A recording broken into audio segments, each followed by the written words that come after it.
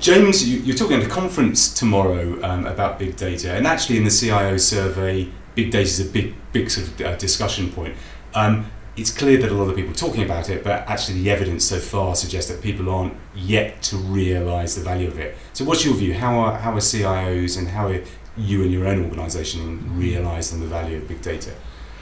Well, I think first of all, it's got to be about CIOs understanding their business, understanding their organisation, and being able to share with their organisation exactly what big data is and what it means to that organisation. So at Northumbria Water, we have a 250 terabyte data centre. We're probably not even on the realms of big data yet, and we have some of these big suppliers who I don't need to mention coming along and saying, do you need this solution and that solution to your big data challenge, or their perception of your challenge. In actual fact, if you're aligned to your company strategy, you know exactly what the information is that your company needs to be successful. So if I think about Northumbria Water, we are one of the leading water companies in the UK, and we know that because we're top of the league tables for SIM, and we're doing well or better than most of the other water companies on our operational KPIs, whether it's about interruptions to supply or leakage or sewage treatment.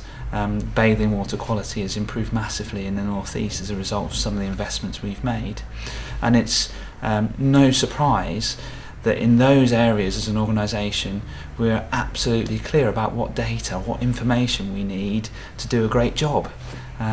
Areas where we're not doing so well, it's also not a surprise that we don't have information, and our sewage network, it has been a challenge for us as an organisation recently. Global warming and climate change doesn't help, but it equally doesn't help if we don't know where water is going to come out of the ground or out of a manhole, because we haven't got data and we aren't able to analyse that. To what extent is this, because obviously big data is a term that has kind of evolved in the last few years, but those challenges have always existed with Northumbria Water, or in fact any utility. Absolutely.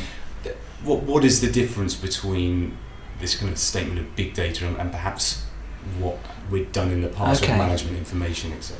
Okay, well, big data, I believe, is a useful term to share with your business to get investments.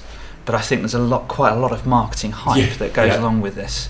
And I think if you take the typical sort of hype that you get from some of these organisations, they'll show you an exponential graph going up like that, and it will say in 2015 the worldwide amount of data is 2.7 zettabytes or 2,700 exabytes, and an exabyte is 1,000 petabytes, and a petabyte is 1,000 terabytes. I think we're into the realms of we know what a terabyte is, but we've got this graph going up like that. Now if you rewind to say 1970, we've just put a man on the moon, and we probably, if we measured zettabytes, it would still be bumbling along the bottom of that graph. But if we just change the axis and we say megabytes, the graph's going to be doing exactly the same thing. So it's not new.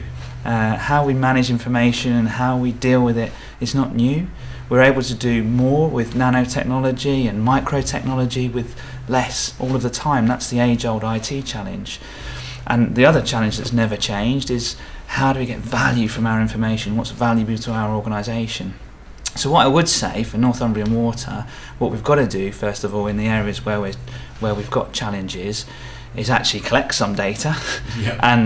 We can collect data in many ways. We can use some of those technologies that are the big data technologies to analyse Twitter feeds, and we can analyse Facebook and things like that to hear where our customers are reporting leaks or reporting flooding, and we can be more effective in how we produce simulation. But again, there was 100 simulations of moon landings before man actually landed on the moon, and all the technology does is enable you to speed that up. So you've still got to ask the right questions and simulate our network more effectively, and some of the big data tools can help us with that. But we need to be clearer with our suppliers, with those people who are pushing big data, about exactly what we want and what we need from them, and that has to come from us, from the CIOs. It can't just be a marketing pitch that we just buy. And if you start by trying to scare your organisation about big data, I suggest you're starting in the wrong place. James Robbins, thank you very much.